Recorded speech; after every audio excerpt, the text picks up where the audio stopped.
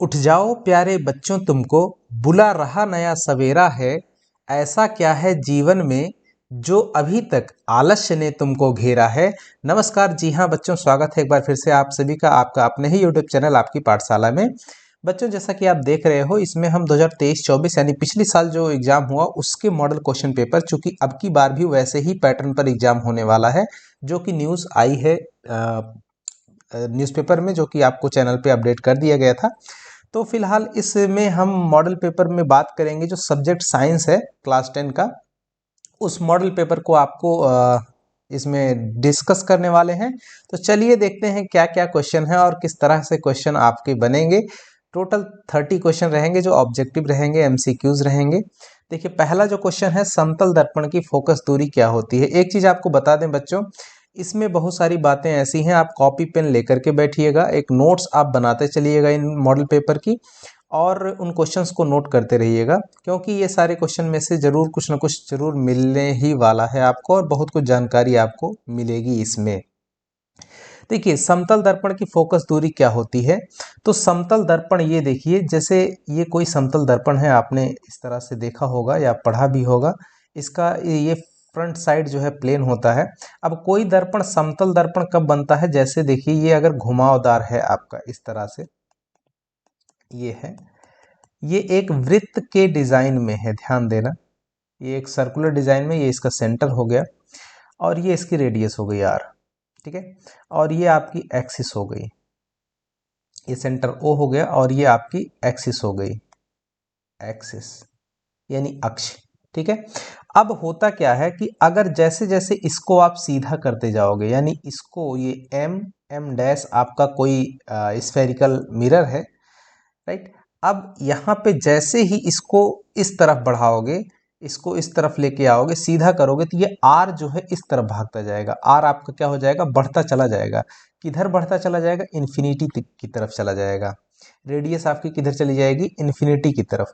और focal distance होती क्या है, और इसका जो यहाँ पे मेन एफ होगा, राइट, ये मुख्य फोकस होगा, और मुख्य फोकस से ये जो पी है आपका ध्रुव, इसके बीच की दूरी पी एफ, यही आपकी जो है फोकल डिस्टेंस कहलाती है। जब आर इन्फिनिटी पे चला जाएगा तो निश्चित है कि ये जो डिस्टेंस पी एफ है, पी एफ भी आपकी इन्फिनिटी की तरफ गोज कर जाएगी, चली जाएगी।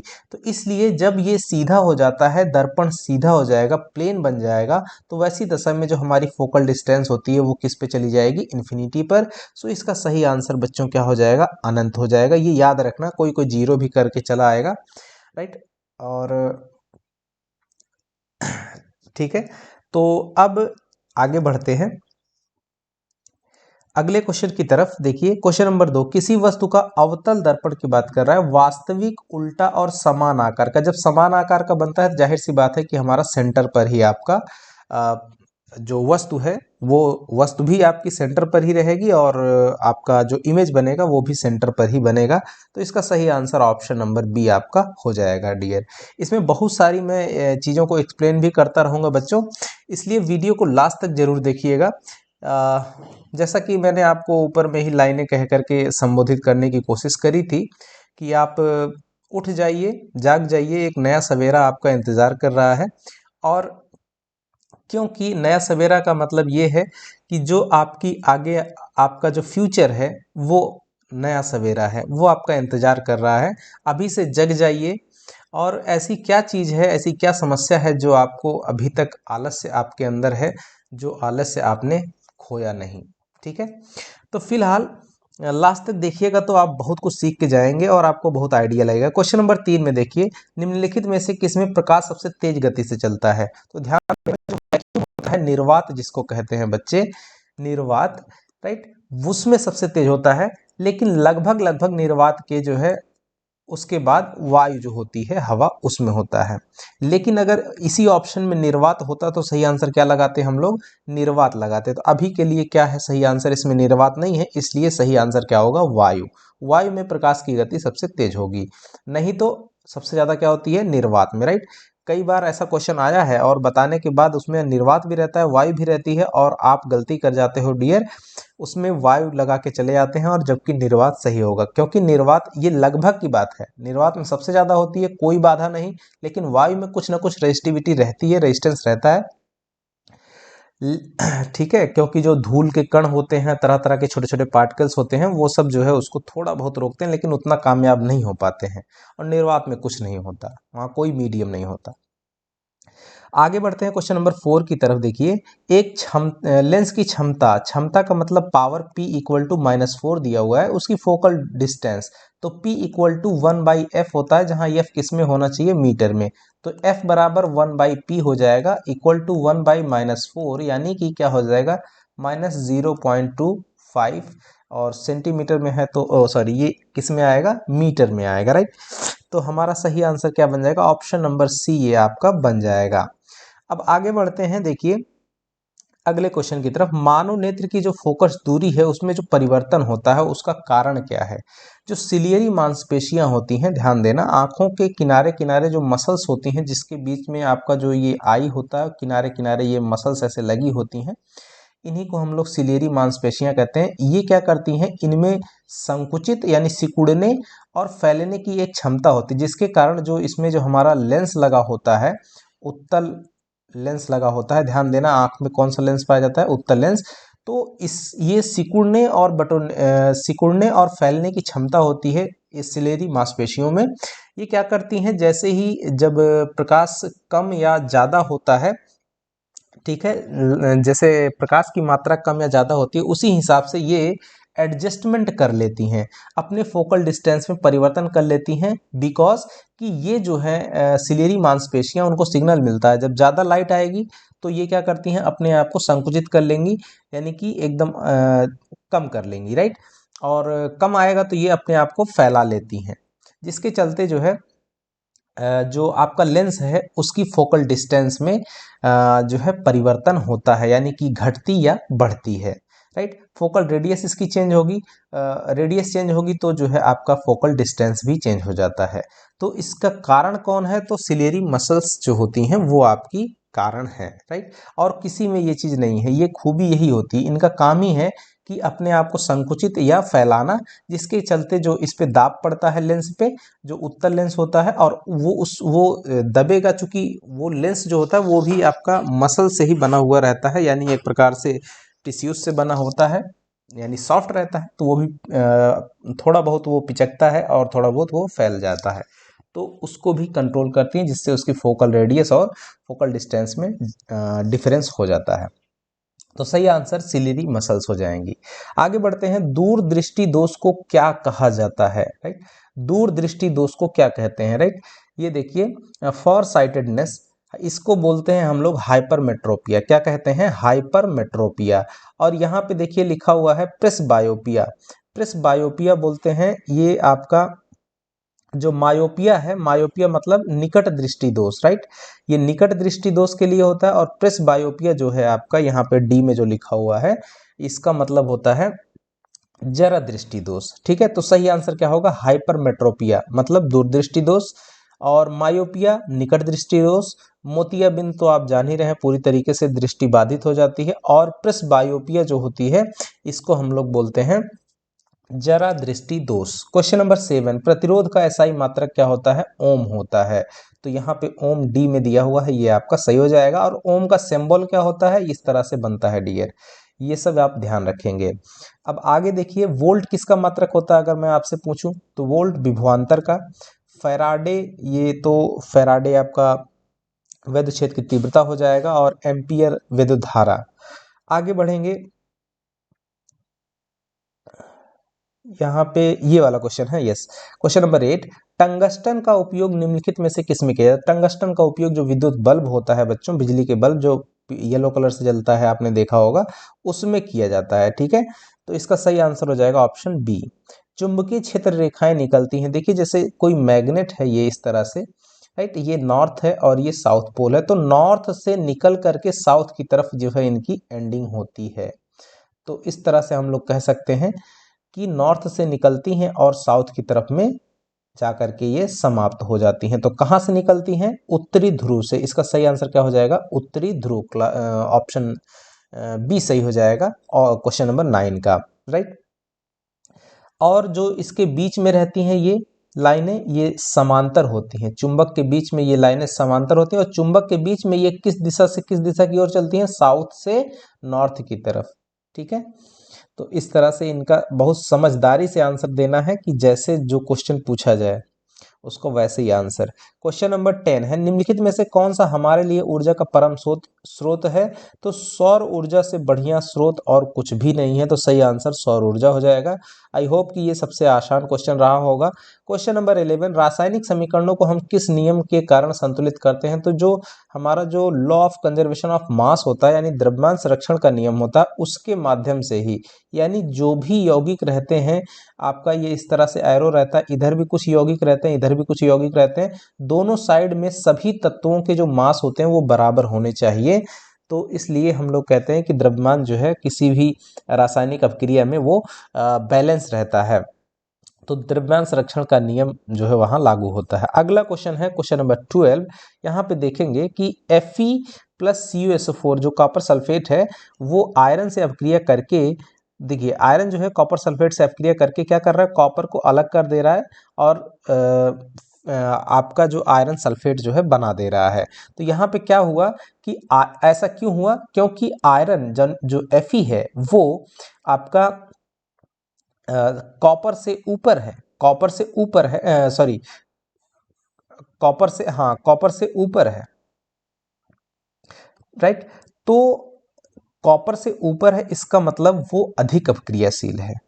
तो ध्यान देना, Fe जो है वो कॉपर से अधिक अपक्रियाशील है। जो अपक्रियाशीलता की श्रेणी होती है उसमें Fe जो है वो कॉपर से ऊपर आता है। सभी तत्व जो अपने से ऊपर वाले हैं, जैसे किसी तत्व के जो ऊपर होते हैं अपक्रियाशीलता की श्रेणी, जैसे जैसे हम नीचे आते हैं, ऊपर में सबसे अधिक अपक्रियाशीलता, नीचे में सबसे कम, तो अपने से नीचे वाले को वो विस्थापित कर देते हैं। तो Fe के नीचे कॉपर बनता है, एग्जैक्ट नीचे नहीं, उसके और भी बीच में कुछ आ सकता है।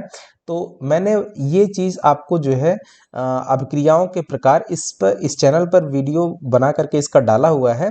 रासायनिक अभिक्रियाओं के प्रकार आप चैनल पे विजिट कर लीजिएगा और वहाँ पर जा कर के इस वीडियो को ढूंढिएगा, तो आपको वहाँ पे डिटेल्ड में इनके शॉर्टकट्स और इनकी फॉर्मूले वगैरह और इनके एग्जांपल्स, तरह तरह के संयोजन, वियोजन, विस्थापन, जितनी भी प्रकार की अभिक्रियाएं होती हैं वो सारी अभिक्रियाएं आपको वहाँ डिस्कस की गई हैं। वो वीडियो जरूर देख लीजिएगा, वहाँ पर मैंने आपको ये भी बताया हुआ है, ठीक है। ये भी का मतलब क्या कि ये जो आपकी मतलब कि अभिक्रियाशीलता का जो नियम है कि कौन किससे अभिक्रियाशील होता है वो भी बताया गया है। तो फिलहाल यहाँ पे क्या हो रहा है? Fe जो है कॉपर को विस्थापित कर रहा है, तो इसका मतलब यहाँ पे विस्थापन अभिक्रिया हो रही है। तो ये आपका सही आंसर हो जाएगा। आगे बढ़ेंगे। H प्लस आयन, ध्यान देना, H प्लस आयन का मतलब होता है अम्लीयता, और ये सांद्रता की बात कर रहा है, मतलब गाढ़ापन यानी ज्यादा। यानी अम्लीयता किस पदार्थ में सबसे अधिक होगी? तो ध्यान देना, जिसका pH तो सबसे ज़्यादा जो है जठर रस जो होता है, गैस्ट्रिक जूस जिसको बोलते हैं, उसमें सबसे ज़्यादा आपका अम्लीयता की सांद्रता होगी। वैसे ये भी अम्लीय होता है नींबू, लेकिन नींबू से भी ज़्यादा जो है जठर रस अम्लीय होता है, यानी इसका पीएच मान नींबू से भी कम होगा। शुद्ध जल का तो ये तो नॉर्मल रहता है, तो पीएच मान आपका 7 होता है। और पीएच स्केल वाला भी वीडियो यहाँ पे आपको बताया गया है। इस तरह से 7 होता है, यहाँ से 0 से स्टार्ट होकर के 7 और यहाँ 14 तक जाता है। ये आपका रेड कलर का होता है, ये ब्लू कलर, जैसे जैसे इधर से इधर जाते हैं। और ये आपका एसिडिक नेचर का होता है और ये आपका बेस नेचर का होता है, राइट। तो वो वहाँ पे सारी चीज़ें बताई गई हैं, वहाँ पे आप वो वीडियो जाके देख लीजिएगा। चैनल पे आपको बहुत सारे मॉडल क्वेश्चन पेपर, बहुत सारी चीज़ें दिखी हैं। आप चैनल पे विजिट करिए और सारे वीडियोस को देखिए और उन क्वेश्चंस को नोट करते रहिए। चलिए आगे बढ़ेंगे। एक पदार्थ यहाँ पे दिया हुआ A, B, C और D, 4 है इनके पीएच दिए हुए, 5, 8, 10 और 13। इनमें से कौन पदार्थ अम्ल है? अभी मैंने आपको बताया कि यहाँ पे इस तरह से पीएच स्केल रहती है, बीच में 7, यहाँ से 0 और ये 14, इस तरह से नंबर्स रहते हैं आपके। इधर जो होता है आपका एसिडिक नेचर रहता है, और 7 से ज़्यादा होगा तो ये बेस नेचर यानी क्षारीय नेचर होता है। ये रेड कलर में होता है, ये आपका ब्लू कलर में होता है, और जैसे जैसे 7 के दाहिनी तरफ जो है ब्लू कलर का होता जाता है और 7 के बाईं तरफ आपका रेड कलर का होता है। तो क्वेश्चन भी पूछता है कोई लिटमस पेपर अगर लाल लिटमस पेपर को नीला कर दे रहा है, कोई यौगिक या कोई विलयन जो है लाल लिटमस पेपर को नीला कर दे रहा है तो वो कैसा होगा। ध्यान देना, अगर नीला कर दे रहा है यानी ब्लू कर दे रहा है तो जाहिर सी बात है वो कैसा होगा, बेस होगा। यहाँ पे आपको पता चल गया। और अगर कोई ब्लू लिटमस पेपर को लाल कर दे रहा है तो इसका मतलब वो किस नेचर का होगा, एसिडिक नेचर का। एसिडिक होगा इसका मतलब 7 से कम उसकी क्या होगी, पीएच वैल्यू होगी। पीएच वैल्यू क्या होगी, 7 से कम। तो 7 से कम पीएच वैल्यू 5 की है, तो यानी पदार्थ ए जो है वो आपका इनमें से अम्ल है। तो हमारा ऑप्शन नंबर ए आपका सही हो जाएगा। इसी तरीके से क्षार के लिए भी क्वेश्चन पूछ सकता है, और 7 जो है वो उदासीन विलयन के लिए होता है। जैसे जल का पीएच क्या होता है, जल का पीएच हमारा उदासीन होता है। आगे बढ़ेंगे क्वेश्चन नंबर 15 की तरफ। देखिए, निम्नलिखित में से किस लवण का उपयोग सोडा अम्ल अग्निशामक, लवण का मतलब होता है नमक, समझिए नमक, सोडा अम्ल अग्निशामक, सोडा अम्ल अग्निशामक में किया जाता है। तो ध्यान देना, यहाँ पे सोडियम क्लोराइड ये प्योर नमक है, सोडियम बाइकार्बोनेट ये लिखा हुआ है, इसी को हम लोग कहते हैं खाने वाला सोडा या फिर बेकिंग सोडा के नाम से जाना जाता है। ऑप्शन बी आपका सही हो जाएगा, इसी का यूज किया जाता है। और ये सोडियम बाइकार्बोनेट ये है, और ये है आपका तीसरा जो सी लिखा हुआ है सोडियम कार्बोनेट, और कैल्शियम सल्फेट लिखा हुआ है।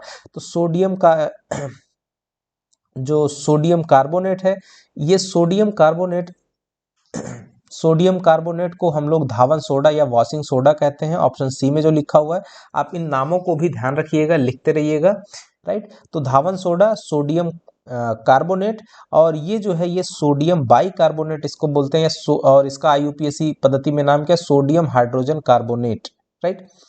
तो इसका यूज क्या होता है, इसको हम लोग खाने वाला सोडा या बेकिंग सोडा भी कहते हैं। इसी का यूज जो है उसमें किया जाता है, किसमें, जो सोडा अम्ल अग्निशामक में किया जाता है, राइट। आगे बढ़ते हैं अगले क्वेश्चन की तरफ। यहाँ पे 16 नंबर क्वेश्चन है, निम्नलिखित में कौन सा उभयधर्मी ऑक्साइड, ध्यान देना, उभयधर्मी ऑक्साइड, वे ऑक्साइड किन्हें कहेंगे उभयधर्मी ऑक्साइड, वे धातु के ऑक्साइड, ऐसे धातु के ऑक्साइड, मैं जो बोल रहा हूं इनको लिख लेना क्योंकि ये 2 नंबर 3 नंबर में भी क्वेश्चन आ सकते हैं। वैसे धातु के ऑक्साइड जो अम्ल और क्षार दोनों से अभिक्रिया करके जल और लवण बनाते हैं, उभयधर्मी ऑक्साइड कहलाते हैं। जैसे अगर मैं बात करता हूं तो Al2O3 इसको कहते हैं एल्यूमिनियम ऑक्साइड, और दूसरा आपको बता दें इसका एग्जांपल ZnO यानी जिंक ऑक्साइड। ये दोनों जो हैं आपके एसिड की तरह भी बिहेव करते हैं और बेस की तरह भी बिहेव करते हैं, यानी कि अम्ल से भी अभिक्रिया करेंगे और क्षार दोनों से अभिक्रिया करके जल और लवण बना देते हैं। चूंकि इनका नेचर दोनों टाइप का होता है, इसलिए इनको हम लोग क्या कहते हैं, उभयधर्मी ऑक्साइड बोलते हैं, राइट। तो इसका सही आंसर इसमें से देखिए क्या है, Al2O3 जो अभी मैंने बताया आपको, एल्यूमिनियम ऑक्साइड। कई बार जिंक ऑक्साइड अगर दे देगा तो वो भी आप ध्यान रखिएगा। तो मैंने आपको इसकी परिभाषा और इसके 2 एग्जाम्पल भी आपको बता दिए। अगर ये 3 नंबर या 2 नंबर में आता है तो ऐसे आपको लिखना भी पड़ेगा, इसको लिख लीजिएगा डियर, आप अपने नोटबुक में इसको उतार लीजिएगा।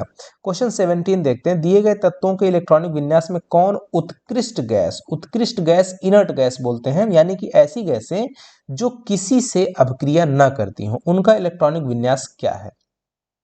तो ध्यान देना, मैं आपको बता दूं, helium, neon, argon, krypton, xenon, एक्सी लिखा जाता है, और रेडॉन, RE, राइट। तो helium, neon, argon, krypton, xenon और रेडॉन ये आपकी अक्रिय गैसों की सूची है, मैंने यहाँ पे लिख दी है, आप इनको याद कर लीजिएगा। हीलियम का परमाणु क्रमांक जो है आपका 3 होता है, जिसको हम करेंगे तो 2 कामा सॉरी यहाँ पे हीलियम H ही ये 2 होता है, 2 होगा तो इसका परमाणु क्रमांक 2 हो जाएगा। नियॉन का 10 होता है तो क्या बनेगा, 2,8। मतलब ऐसे परमाणु जब हम किसी मतलब तत्व का अगर हम करते हैं इलेक्ट्रॉनिक विन्यास, तो अगर बाह्य कोश में, जो बाह्य कोश है, जैसे यहाँ 8 है, यहाँ पे आपका 2 आया है, तो बाह्य कोश में अगर 2 या फिर 8 इलेक्ट्रॉन हैं तो वो आपके स्टेबल माने जाते हैं। तो ऐसी गैसेस जो हैं इसमें फ्री इलेक्ट्रॉन्स जो है मतलब मोर स्टेबल माने जाते हैं, ज़्यादा अस्थाई। तो ये जो है दूसरे तत्वों के साथ में अब क्रिया नहीं करते। तो यहाँ पे 2 और 8 हमको दिख रहा है, सभी में देखिए 1 है, 7 है, 5 है, तो ये सभी जो है जाएंगे या तो ले लेंगे या तो दे देंगे, किसी के साथ जुड़ जाएंगे या अपने आप में जोड़ लेंगे।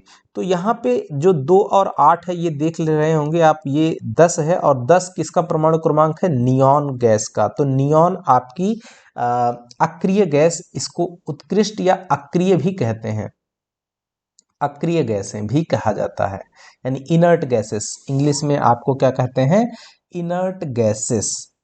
तो या नोबल गैस भी कहा जाता है, राइट। तो सही आंसर क्या हो जाएगा आपका 2,8। आगे बढ़ते हैं अगले क्वेश्चन की तरफ। देखिए यहाँ पे कह रहा है निम्नलिखित, 18 नंबर क्वेश्चन है डियर हमारा, कि निम्नलिखित में से कौन असंतृप्त हाइड्रोकार्बन। अब फिर यहाँ पे ध्यान देना, मैं आपको कुछ डेफिनेशंस बता रहा हूँ। एक होता है संतृप्त हाइड्रोकार्बन और एक होता है असंतृप्त हाइड्रोकार्बन। संतृप्त हाइड्रोकार्बन वैसे यौगिक या वैसे पदार्थ जिनमें सिर्फ और सिर्फ सिंगल बॉन्ड पाया जाता है, जिनका जो परमाणु संरचना होती है वो सिर्फ और सिर्फ सिंगल बॉन्ड से बनी हुई होती है, उनको हम लोग संतृप्त हाइड्रोकार्बन कहते हैं। अब दूसरी बात देखिए, जैसे एल्केन, एल्केन जो होते हैं, एल्केन समूह के जितने भी तत्व होंगे, एल्केन समूह के जितने भी तत्व होंगे वो सारे या यौगिक जो होंगे वो सभी जो है आपके क्या कहलाएंगे, संतृप्त। ये सभी क्या होंगे, संतृप्त, राइट। अब दूसरा क्या है, असंतृप्त हाइड्रोकार्बन वो होते हैं जिसमें एकल के साथ साथ, एकल बॉन्ड के साथ साथ ऐसे यौगिक जिनमें कम से कम एक डबल बॉन्ड या फिर एक ट्रिपल बॉन्ड, कम से कम की बात कर रहे हैं, ज़्यादा भी हो सकता है, ऐसे यौगिक जिनमें कम से कम एक डबल बॉन्ड या एक ट्रिपल बॉन्ड उपस्थित होता है, राइट। ऐसे यौगिक जिनके संरचना सूत्र में एक डबल बॉन्ड या एक ट्रिपल बॉन्ड उपस्थित होता है, उन्हें हम लोग असंतृप्त हाइड्रोकार्बन कहते हैं। जैसे एल्कीन और एल्काइन, एल्कीन और दूसरा एल्काइन, राइट, ये दोनों हमारे कैसे हैं, असंतृप्त, ठीक है। तो इस तरह से एल्केन में हमारा सिंगल बॉन्ड ही लगा रहता है और इन सब में डबल बॉन्ड और ट्रिपल बॉन्ड की कंडीशंस होती हैं। अब यहाँ पे देखिए, जैसे ये है मेथेन, राइट, ये है एथेन और यहाँ पे ये एसिटिलीन है, ये देखिए C2H2, ये देखिए सिंगल बॉन्ड C और ये CH है और इस तरह से आपको ट्रिपल बॉन्ड CH। इसको इस तरह से भी हम लोग लिख सकते हैं और इसको ऐसे भी लिख सकते हैं, देखिए C ट्रिपल बॉन्ड C और single bond H, single bond H, इस तरह से भी दोनों तरह से लिखा जा सकता है। तो हम इसको ऐसे लिखेंगे, राइट। ये इसका संरचनात्मक सूत्र हो गया और यहाँ पे मेथ एथ प्रोब्यूट, ये ब्यूटेन है, राइट। इसका फॉर्मूला क्या होता है, CnH2n+2। यहाँ पे मैं आपको बता दूं, एल्केन CnH2n+2, n बराबर 1 रख दो, 2 रख दो, 3 रख दो, और इसका CnH2n और CnH2n-2, ये आप याद रखिएगा, इनके सामान्य सूत्र होते हैं।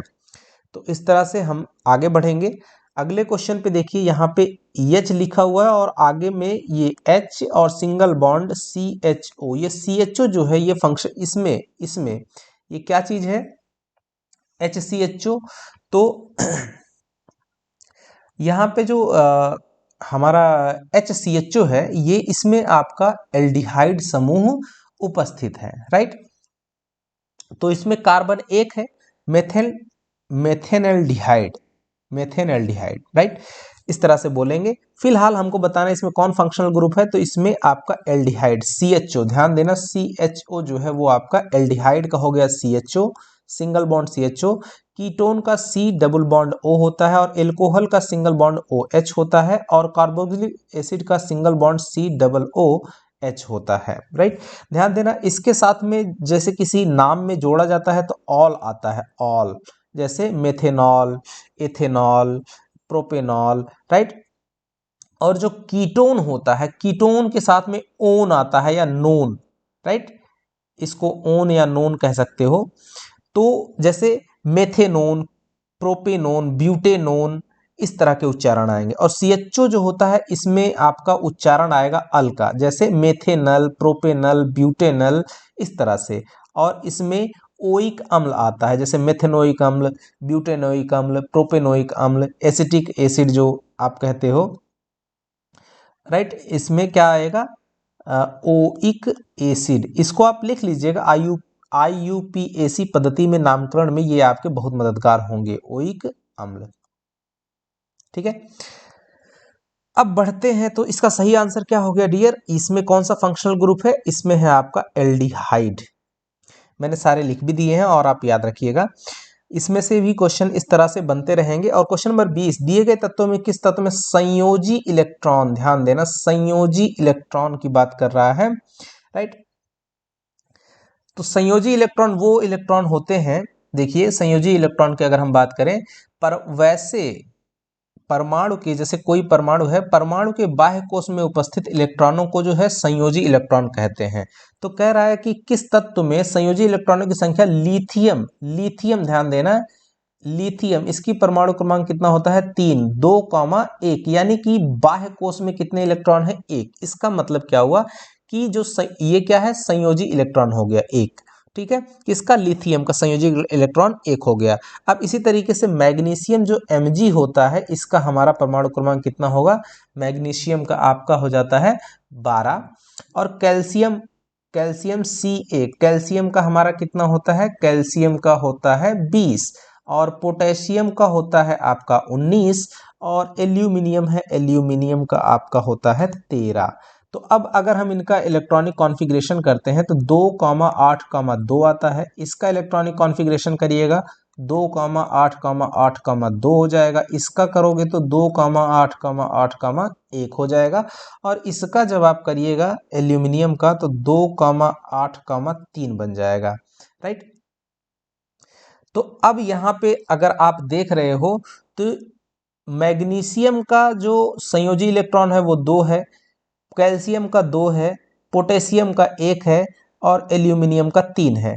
तो अब हमको कह रहा था इस क्वेश्चन में कि किस तत्व में संयोजी इलेक्ट्रॉनों की संख्या लिथियम के बराबर, तो लिथियम का संयोजी इलेक्ट्रॉन कितना है, 1 है। तो इसमें से पोटेशियम जो है, जिसका संयोजी इलेक्ट्रॉन लिथियम के संयोजी इलेक्ट्रॉन की संख्या के बराबर है, इसलिए सही आंसर क्या हो जाएगा, सी वाला आपका सही हो जाएगा डियर। आई होप कि आपको चीजें अंडरस्टैंड हो रही होंगी, अच्छे से क्लियर हो रही होंगी। चलिए बढ़ते हैं आगे, अगले क्वेश्चन नंबर 21 की तरफ। देखिए अमीबा में किस प्रकार का पोषण होता है, तो अमीबा में देखिए ये पैरासाइट नहीं होते, स्वपोषी नहीं होते, ये मृतोपजीवी पोषण, इसमें प्राण संभोजी पोषण होता है, राइट। यानी कि ये किसी जीव के अंदर जो होलोजिक न्यूट्रिशन बोलते हैं, किसी जीव के अंदर जाकर के वहां से पोषण लेते हैं, राइट, जीव के अंदर जाकर। अगला क्वेश्चन नंबर 22, श्वसन प्रक्रम में जो ग्लूकोज से पायरवेट होता है उसका विखंडन कहाँ पर होता है, तो इसका सही आंसर हो जाएगा डियर, माइटोकॉन्ड्रिया में इसका विखंडन होता है। जब श्वसन प्रक्रिया में जो ग्लूकोज होता है वो हमारा जब टूटेगा तो उसका विखंडन जो है माइटोकॉन्ड्रिया में होता है। तो इसका सही आंसर क्या हो जाएगा, माइटोकॉन्ड्रिया। अब आगे बढ़ेंगे अगले क्वेश्चन की तरफ। देखिए 23 है, कौन सा हार्मोन शरीर की वृद्धि के लिए, शरीर की वृद्धि के लिए आप इसको याद रखिएगा, ये होता है थायरॉक्सिन। थायरॉक्सिन हार्मोन जो है शरीर की वृद्धि में आपका मददगार होता है। ये आपका नर और मादा होने का होता है। वृद्धि हार्मोन आपकी हाइट में वृद्धि, थायरॉक्सिन शरीर की वृद्धि, देखिए ऐसा ग्रोथ हार्मोन जो है ये टाइप होता है, तो ये देख करके वृद्धि हार्मोन जो है आप नहीं लगा देंगे, राइट। थायरॉक्सिन जो होता है वृद्धि हार्मोन, एक टाइप का हार्मोन होता है जिसमें आपका थायरॉक्सिन आएगा। आगे बढ़ेंगे अगले क्वेश्चन की तरफ। देखिए जैसे 24 नंबर क्वेश्चन है, मानव में सभी अनैच्छिक यानी कि इनवॉल्यूंटरी जो एक्शंस होते हैं उनका नियंत्रण कहाँ से होता है, तो मेडुला के द्वारा इनवॉल्यूंटरी एक्शंस का जो है कंट्रोल होता है। और अगर कहेगा कि ऐच्छिक क्रियाओं का कंट्रोल कहाँ होता है, तो जो प्रमस्तिष्क यानी कि सेरेब्रम होता है, यहाँ पे लिखा हुआ इंग्लिश में वो देख लेना, सेरेब्रम में जो है आपका जो ऐच्छिक क्रियाएं होती हैं उसमें उसका नियंत्रण आपका प्रमस्तिष्क यानी सेरेब्रम से होता है। सेरेब्रम जो होता है मस्तिष्क का सबसे बड़ा वाला पार्ट या हिस्सा होता है। ठीक है, अब आगे बढ़ेंगे तो अगले क्वेश्चन में 25 नंबर में देखिए, दिया गया चित्र किस प्रकार के जनन को प्रदर्शित करता है। ध्यान देना, जो हमारा यहाँ पे एक फिगर बना हुआ है ये वाला, और इस फिगर को देख करके आपको बताना है कि इसमें किस प्रकार का जनन हो रहा है, राइट। तो अब हम इसमें देखेंगे, देखिए है क्या, इसमें ये हाइड्रा का फिगर दिया हुआ है, जिसमें एक हाइड्रा जो है 3 पार्ट्स में यहाँ से देखिए टूट जा रहा है। तो ऊपर वाले से नीचे में टूटा तो यहाँ पे नीचे जनरेट हो गया कुछ, यहाँ पे ऊपर भी टूटा हुआ है और नीचे भी कटा हुआ है, तो ये दोनों साइड में जनरेट हुआ। यहाँ ऊपर में कटा हुआ था तो ऊपर में जनरेट हुआ, राइट। तो इस तरह से यहाँ पे ये जो चीजें हैं, जैसे ये आपका बना यहाँ पे ये वाला, और ये जो पार्ट है, ये सभी इनको हम लोग मुकुल कहते हैं, मुकुल कहेंगे, बड। और ये अपने आप में फिर एक बड़ा रूप ले लेता है, राइट। ये बड़ा रूप ले लेता है, यानी कि पूरी तरीके से जैसे फिर से पहला जो हाइड्रा था या पहला जो चीज था वैसे का वैसे ही बन जाता है।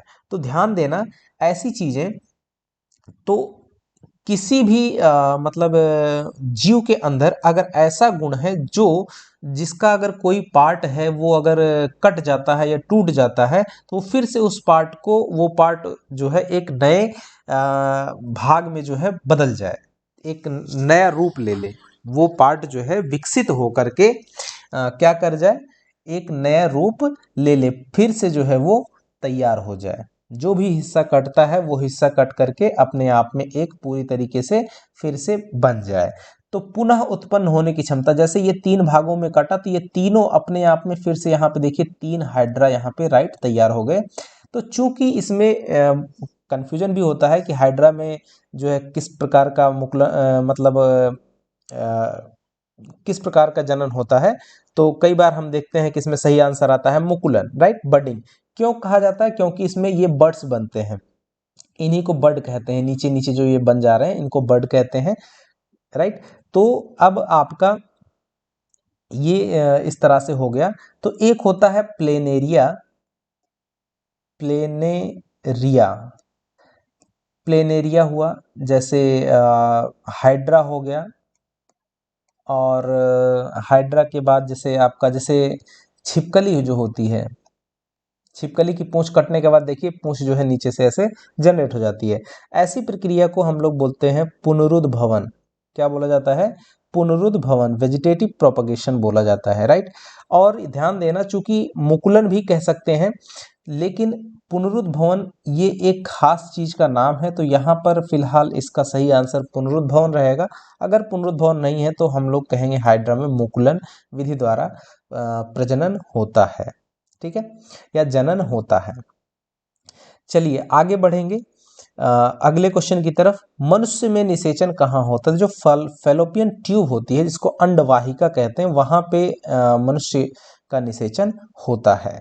आगे बढ़ेंगे अगले क्वेश्चन की तरफ, देखिए 27 नंबर, किसी जीव में कोई गुण जो प्रभावित होता है वो किसके द्वारा होता है, तो पिता और माता दोनों के डीएनए से जो है वो प्रभावित होता है, उस पर असर पड़ता है। अगला क्वेश्चन नंबर 28 है, नाभिकीय विद्युत संयंत्र शक्ति संयंत्र में, नाभिकीय विद्युत संयंत्र शक्ति में किस प्रक्रिया से ऊर्जा मुक्त होती है, तो उसमें नाभिकीय विखंडन होता है, मतलब कि जो नाभिक होता है वो टूट करके वो टूटते हैं तो उनसे भारी मात्रा में ऊर्जा निकलती है। उसी ऊर्जा का उपयोग करके हम लोग जो है नाभिकीय संयंत्र में जो है विद्युत उत्पादन के रूप में उस ऊर्जा का उपयोग करते हैं। तो सही आंसर क्या होगा, नाभिकीय विखंडन।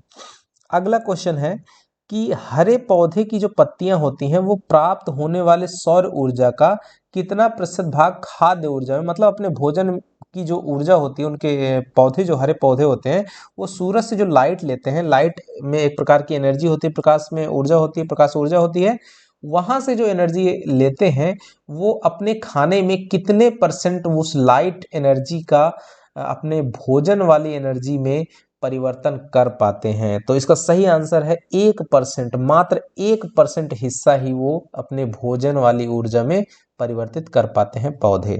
अब 30 नंबर का क्वेश्चन है, निम्नलिखित में से किस पदार्थ का प्रयोग करना पर्यावरण के लिए सबसे अधिक लाभदायक होगा? तो ये क्वेश्चन आपके लिए है बच्चों, और अगर आपने वीडियो को लास्ट तक देखा है तो कमेंट जरूर करिएगा इसका सही आंसर क्या होगा।